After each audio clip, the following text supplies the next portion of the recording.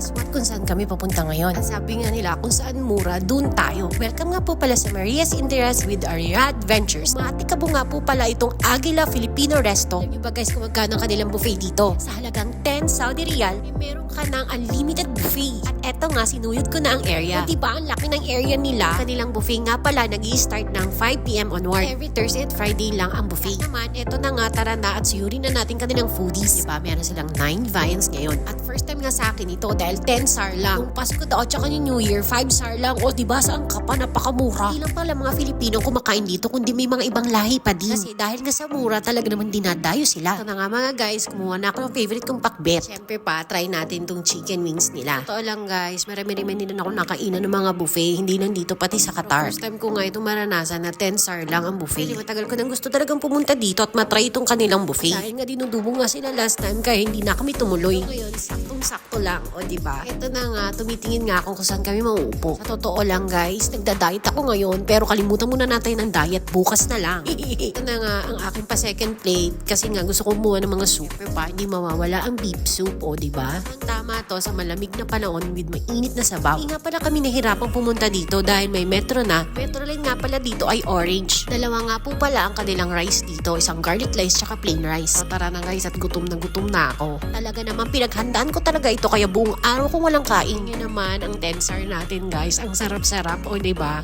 Hindi pa pala included dito ang mga drinks guys. Separate yun. O tignan nyo naman guys. Sabi ko dun sa kasama ko, bidyuhin naman niya ako. Food nila dito, saktong-sakto lang para sa 10 SAR. Maganda din yung marketing strategy nila kasi yung food nila dito, mura na, masarap pa. Tema at klase ng kanilang food ay talagang pambahay na pambayang datingan. Alam niyo ba yung vibes na kapag pumunta ka sa handaan, sa pestahan, ganun ang lasa niya. At ito na nga guys, ang pangatlong plate ko, may escabeche pala silang tilapia. O diba? Iisip ko kapag nag-birthday ako, dito ko na lang dadalhin yung mga kasama ko kahit na sabi mo, 10 tao sila. O diba? Sulit na. 100 lang mabayaran. Di pa ako nahihirapang magluto at maghugas. Diba guys? Ang laki ng area nila. So pwedeng-pwede talaga dito mag-book ng mga occasions. Sabi ko nga dyan kay ate, mag-hello-hello naman siya. Check out their Facebook account para makita nyo saan location. Dali nyo lang makikita dahil siya lang nag-iisang Filipino resto dito. Take the Orange Station, Jaradia Station. From there, 8 minutes walk na lang. Thank you nga po pala sa ating mga taga-subaybay dyan. Don't forget to follow, share, and subscribe. Inang Riyadh, napakarami pa po nating ventures. Wait for our next videos and ventures with our Riyadh Adventures. Thanks and bye!